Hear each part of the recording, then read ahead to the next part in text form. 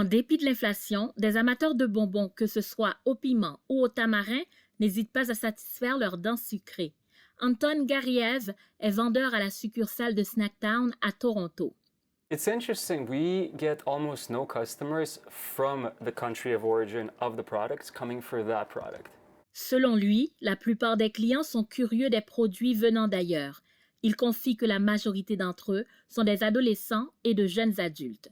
Yassine El Haïli, résident de Montréal, a fondé son entreprise en 2019 et il possède maintenant cette succursale à Toronto et une autre à Markham. Les friandises et boissons exotiques représentent le tiers de son chiffre d'affaires. Au Québec, c'est très populaire, mais où est-ce que ça l'est encore plus? C'est dans la région de Toronto. Même son de cloche à Matane, où l'épicerie Sucre-Toi-le-Bec a vu le jour en juin 2022. Tommy Saint-Louis est le propriétaire. Son investissement de départ était de 15 000 dollars. Là, je suis rendu avec un inventaire de bonbons de 40 000 Croissance qu'il doit à la forte demande.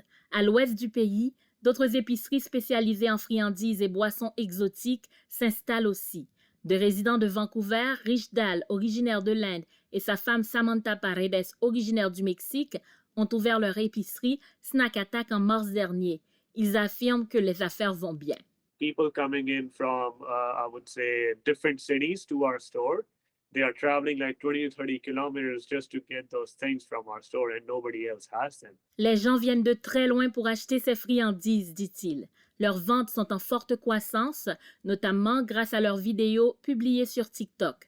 Le professeur titulaire à l'École des sciences de la gestion de l'Université du Québec à Montréal, Benoît Duguay, estime aussi que les réseaux sociaux jouent un rôle déterminant dans la promotion des friandises qui sortent de l'ordinaire. Il croit que la pandémie pèse aussi dans la balance.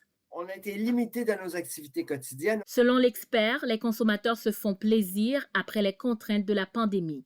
Ici Francisca Mérantier, Radio-Canada, Toronto.